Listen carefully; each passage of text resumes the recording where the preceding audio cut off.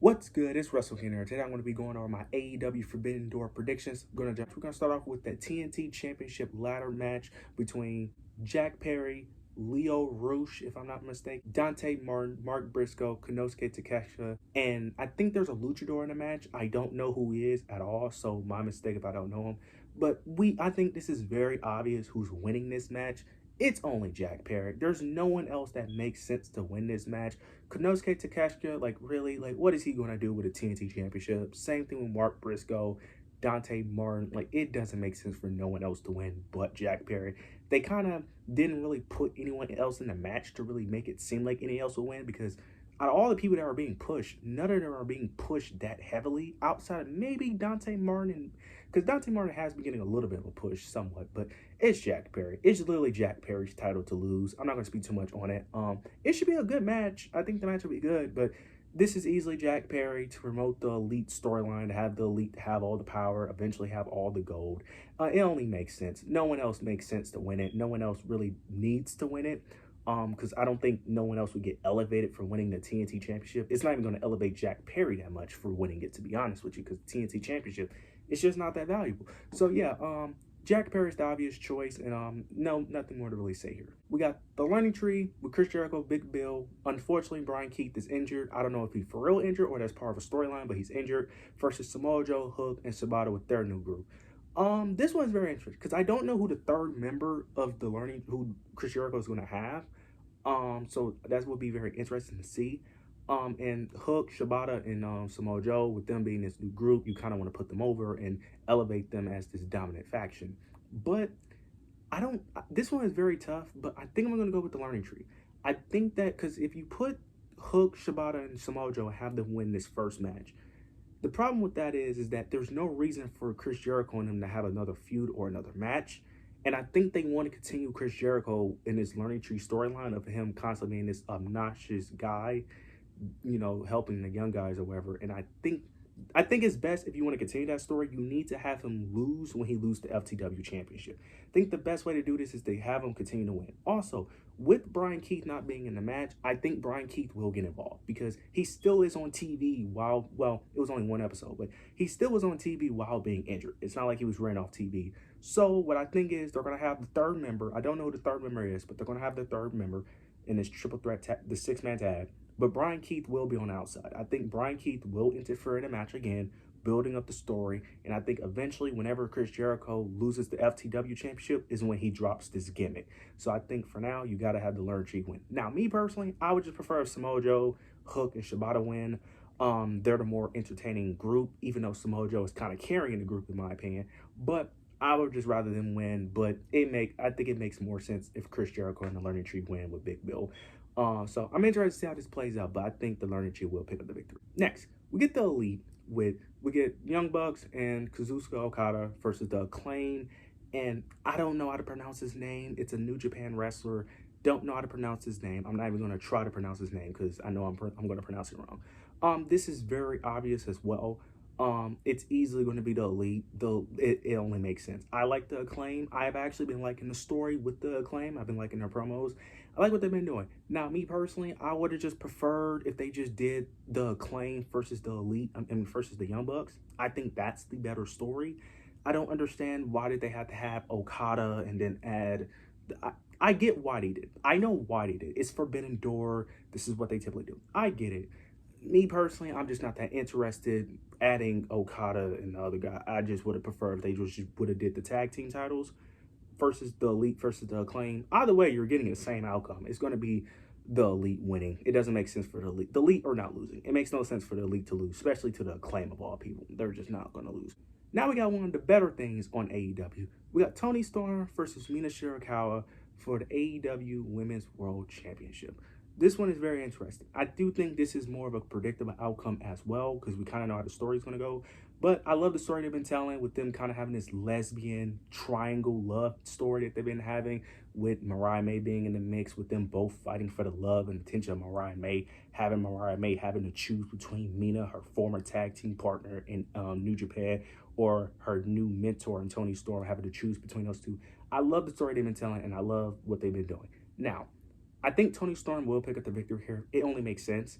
But I think Mariah May will play a huge factor in this match. I think it only makes sense. You can't have Mariah May be the main reason why they're feuding, because this feud is not even for the title. It's really for Mariah May. That's really what this feud is for. This feud, even though it's for the title, it's really about whoever wins, Mariah May should be the one. That's the person Mariah May should be with. So this is very interesting. I think Mariah May will interfere in this match. Now, she can interfere in a way where she helps Toni Storm or where she doesn't help Toni Storm.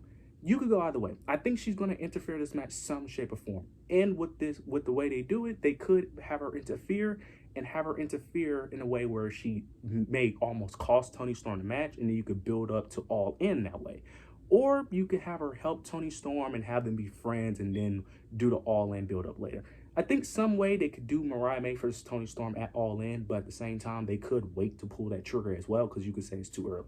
But either way, I do think Mariah May will interfere in this match, either helping Toni Storm or maybe in a way almost costing her the match, but they end up forgiving each other towards the end of the match. But either way, Toni Storm's retaining. No reason for Mina Shirakawa to really win, especially with All In coming up. Toni Storm is definitely going to defend her title at All In. So yeah, I have Toni Storm picking up the victory, retaining her AEW's Women's World Championship. Next, we get MJF versus, I don't even know who this is, but he's part of Age of Agony. He's a luchador. I'm not going to speak too much on this match, which is very unfortunate, because MJF, he is someone that should be talked about more, someone that I should be talking long about, but he's not doing anything on this show, which is kind of ridiculous, because you have MJF back, and the first thing you have him do is fight Age of Agony, and like, why? Why is MJF being in such low, like, level feuds? Like, this is so beneath MJF. Like, I understand you may not have time to really book him to do anything that special, but you could have just had him face Daniel Garcia for nothing. That would have been better, even though it would have been a nothing match, but at least it's Daniel Garcia. But why? Like, why is this even a match? Like, this should not be on Forbidden Door. This really shouldn't. I understand why they did it, because you want to put MJF on the show. He's your biggest star, so you have to put him on the show. But yeah, MJF is winning. He's not losing, like, especially to whoever this is. No offense to whoever he is. He may be a great wrestler, great person, but yeah, MJF is winning. I'm not going to speak too much time on it. Next, we get Zack Sabre versus Orange Cassidy. I'm not going to speak too much on this match either, especially because I don't really have high expectations for this match, because I don't know if it's Zack Sabre Jr. I don't like, or his wrestling style, because last time I saw Zack Sabre Jr., he's fighting Bryan Danielson. A lot of people love that match. I think it was at Wrestle Dream. Me personally, I hated that match. I thought the match was very slow. I get it was a more technical wrestling style, but I just didn't like the match. I thought the match was very boring and slow. I hope it's a lot different with Orange Cassidy. This really isn't a rivalry. I don't care. This really don't have much story. Orange Cassidy is winning. Orange Cassidy, it doesn't make sense for Zack Sabre to win, especially if he's not really an AEW member. He's more of a New Japan guy. It only makes sense for Orange Cassidy to win, especially because Orange Cassidy just don't lose singles matches. Like, he just doesn't lose. I can't remember the last time Orange Cassidy lost a singles match cleanly. Or, like, the only time I can remember is Jon Moxley, but that was, like, months ago. So it's like, yeah, I just think Orange Cassidy is going to pick up the victory. It makes no sense for Zack Sabre Jr. to win. Orange Cassidy will pick up the victory here. Next, we get Bryan Danielson versus Shingo in the Owen Hart tournament. I think this is still the first round of the Owen Hart tournament. I'm not going to speak too much on this match either. I don't know why this is on Forbidden Door. Well, again, I know why it's on Forbidden Door, because this is what they do. But because it's Forbidden Door pay-per-view, New Japan versus AEW. I get it. Again, I'm not going to speak too much on this match, because I think this is a very obvious winner, and plus there's really little to no story. It's just them two are both in the same tournament and facing each other. That's really it. Yeah, I don't really care for this match, unfortunately. Look, I get it. A lot of people may not like my review, but I don't keep up with New Japan. That's a big, I don't keep up with New Japan like that. I watch WWE and AEW. I keep up with all their shows. I don't have time to watch New Japan. I have other stuff. And New Japan may be fire. These wrestlers are great. I know these wrestlers are great. They may be great people, but for me, I just don't have time to keep up with them, so I just don't care. The only time I really care about a New Japan type wrestler is really if they're on the AEW roster. Like, I care about Shibata because he's actually on the AEW roster. I care about Takeshita because he's actually on the roster. But people who are not on the roster that consistently, it's hard for me to care for him. Yeah, Bryan Danielson is going to win. He's going to advance to the next round. Next, we get Mercedes Moné versus Stephanie. I think that's her name is. It's for TBS Championship and the New Japan Women's Strong Championship, if I'm not mistaken, as well. Both titles are on the line here. This should be interesting, but I think it only makes sense for Mercedes to win. You don't have Mercedes have a title versus title match and have her lose. She just won the TBS championship, and it makes no sense for Stephanie to win, especially because is Stephanie going to be on AEW television? I highly doubt it. It only makes sense for Mercedes to win. Plus, Mercedes has been in New Japan. She wrestled there. Pretty sure she has a good relationship with the people there. So I see them having no problem with her winning the championship, defending both titles. Easily going to be Mercedes. Not going to be too much on it, but Mercedes is the clear, obvious choice here. Next, we get Jon Moxley versus Tetsuya, if I'm not mistaken, for the IWGP Championship. This can really go either way. I'm going to lean towards Jon Moxley, only because it's at Forbidden Door. If this was in New Japan and Jon Moxley was facing Tetsuya, then I see it. I don't know how AEW runs things, but if I was running it, if you're going to have a New Japan wrestler win, if I'm the other company, I would just have my New Japan wrestler win in a New Japan pay-per-view, not on AEW's pay-per-view. That's just me. But I don't know. Maybe that in the past they've had AEW wrestlers have a championship and then they won on it, and then the New Japan wrestler wins on the AEW. Maybe that has happened before. I haven't seen it. This is my first Forbidden Door, so I don't know. But I have Jon Moxley winning, retaining his championship, and then when he does lose it, he's going to lose it in New Japan on the New Japan pay-per-view, in my opinion. Now we get Swerve Strickland versus Will Ospreay. This should be very interesting. This is very interesting. I love the story they've been building. I love the tension they've been building, adding the family dynamic with Swerve talking about Will Ospreay's family. I love Will Ospreay constantly, talking about he could put the weight of both titles on his shoulders. I really love what they've been doing here with this feud. Love the intensity of the building. I love this wasn't just a simple who's the best wrestler in the world, because those matches can be fire and can be entertaining, but I love that it has more intensity and more of a hatred towards each other. I really love that. This could be very interesting, especially with All In coming up. I think Swerve Strickland will win, or it's going to end in no disqualification. I can see Will Ospreay winning. I can.